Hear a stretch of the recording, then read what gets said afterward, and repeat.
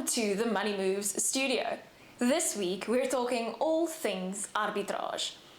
Paul, yesterday you shared with us that there are several companies in South Africa that can help us with the process or to get going on the arbitrage journey. And then as soon as I was ready to actually get the ball rolling, I realized I needed to know how much money am I going to make. Can you please tell me what is the average return on this investment that I'm going to make? Ingrid, over the past few years, we've made roughly 1% in net profit per year. So what is 1%? What does that actually mean? So for the viewers, you are limited to take 11 million rand out of the country per year. So what you're doing is you're taking your money out of South Africa, buying the Bitcoin, bringing it back to South Africa and selling it here. And basically doing that over and over and over. If you have 100,000 rand, you're doing it 110 times. If you do it with a million rand, you're doing it 11 times. So whatever your capital is, you want to get to 11 million in total. And you make about 1% on that 11 million. And that translates to 110,000 rand on average. On our average, it does come and go. Very important. Sometimes it's lower, sometimes it's higher, but the average is roughly 110,000 rand without you basically lifting a finger. Take my money.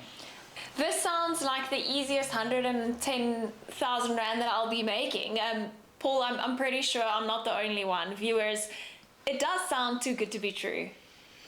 Is it? Are you sure it's not? This is the question that everyone asks me, Ingrid. Isn't this sounds that this can't be? Like, what's the catch?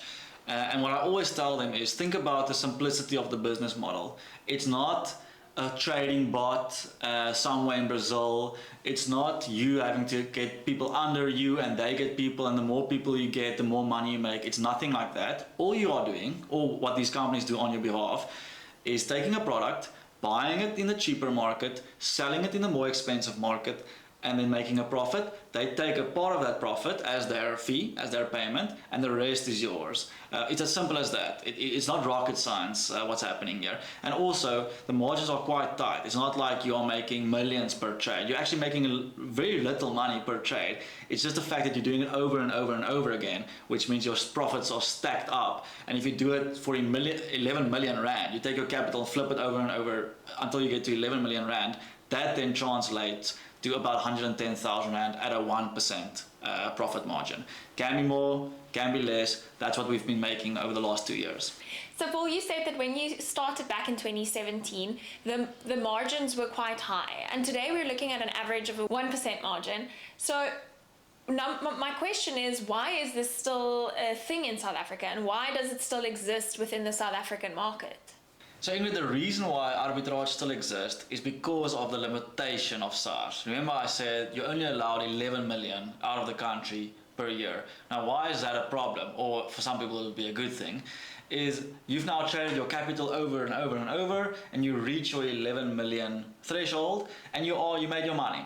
Now there's still arbitrage, right? It's still on the table. You see, shit, but I want to make some money, but you can't. You're not allowed to because of the SARS limitation, and you have to wait until the next calendar year to take advantage of the price difference. So that is the reason why there is still an arbitrage. If there was no limit, we won't be having this conversation, because I would take my money and flip it into infinity over and over and over again, because I would just make so much money, but I'm limited. My arbitrage is done for the year, so now I guess it's your turn.